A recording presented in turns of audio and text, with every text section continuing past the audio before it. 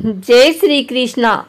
आइए सुनते हैं पौष मास में सुनी जाने वाली भगवान विष्णु के दूसरे अवतार कूर्म अवतार या कच्छप अवतार की यह कथा।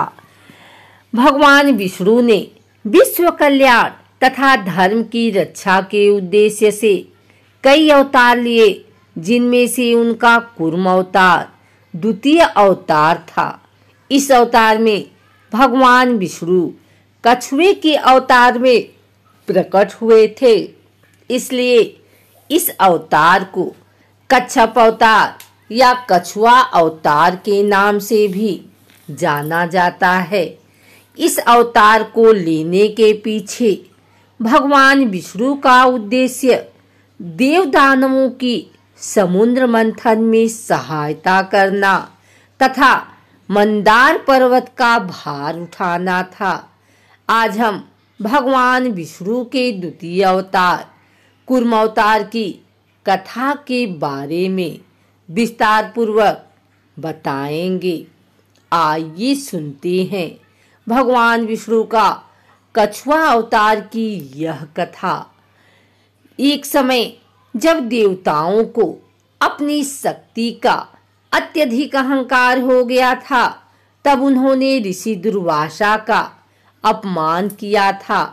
इसी से क्रुद्ध होकर ऋषि दुर्वासा ने देवताओं को श्रीहीन होने का श्राप दे दिया था। इसके पश्चात देवताओं की शक्ति दानवों के समक्ष कम हो गई थी, जिस कारण दानवों के राजा बलि ने देवराज इंद्र को पराजित कर दिया था। अब तीनों लोकों पर दानवों का राज हो गया था तथा चारों ओर अधर्म बढ़ने लगा था। यह देखकर देवता अत्यधिक विचलित हो गए तथा भगवान विष्णु के पास सहायता मांगने पहुँचे। जब हताश देवतागण अपनी परेशानी लेकर भगवान विष्णु के पास पहुँचे, तो श्री हरि ने इसके लिए समुद्र मंथन का उपाय बताया। चूंकि प्रलय से पृथ्वी कुछ समय पहले ही उभरी थी तथा सतयुग का पुनः उदय हुआ था, इसलिए बहुत से अनमोल रत्न समुद्र की गहराइयों में छिपे थे। चूंकि समुद्र को मथने का कार्य ना ही देवता अकेले कर सकते थे, ना ही दानव, इसलिए भगवान विष्णु ने इस कार्य के लिए दानवों के साथ मिलकर समुद्र मंथन करने तथा उसमें से बहुमूल्य रत्न पाने को कहा। साथ ही भगवान विष्णु ने देवताओं को बताया कि इसमें से अमृत भी निकलेगा, जिससे देवता अमर हो जाएंगे। अमृत को पीने से देवताओं की शक्ति दानवों से अत्यधिक बढ़ जाएगी तथा उन्हें अपना राज सिंहासन पुनः प्राप्त होगा।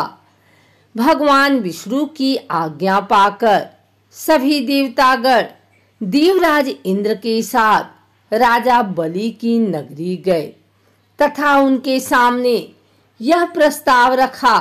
वैसे तो दैत्य गुरु शुक्राचार्य को देवताओं पर विश्वास नहीं था, लेकिन उन्हें उनका यह प्रस्ताव पसंद आया तथा इस कार्य के लिए उन्होंने अपनी सहमति दे दी।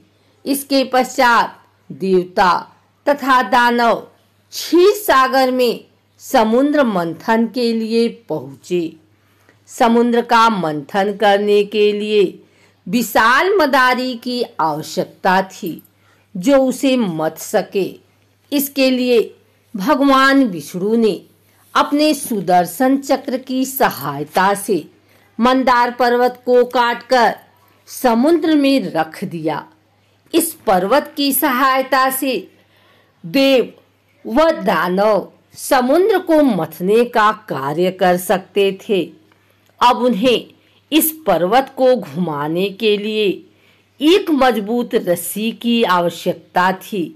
इसके लिए भगवान विष्णु ने स्वयं अपना वासुकी नाग दिया। इस वासुकी नाग को मंदार पर्वत पर लपेटा गया।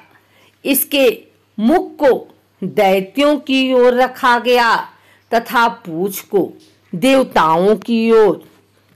अब समुद्र का मंथन का कार्य प्रारंभ हो गया, लेकिन एक समस्या और आ पड़ी।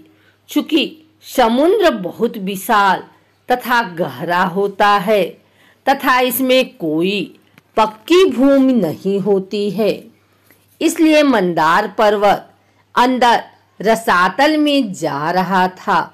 यदि वह डूब जाता तो समुद्र मंथन का कार्य अधूरा रह जाता। यह देखकर भगवान विष्णु स्वयं देवदानवों की सहायता करने के लिए अपना द्वितीय अवतार लेकर आए।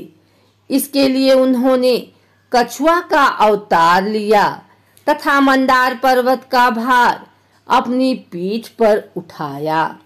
चूंकि कछुए की पीठ ठोस होती है, इसलिए मंदार पर्वत उस पर टिक गया। अब देवदानवों ने कई दिनों तक समुद्र मंथन का कार्य किया। इसके पश्चात समुद्र मंथन से एक एक करके 14 रत्न प्राप्त हुए, जिनमें हलाहल, कामधेनु, माँ लक्ष्मी, ऐरावत, हाथी, उत्सरेवा, घोड़ा, कौस्तुभमणि, कल्पवृक्ष, रंभा, अप्सरा, वारुणी देवी, चंद्रमा, पारिजात, पांचजन्य, धन्वंतरी तथा अमृत प्राप्त हुए।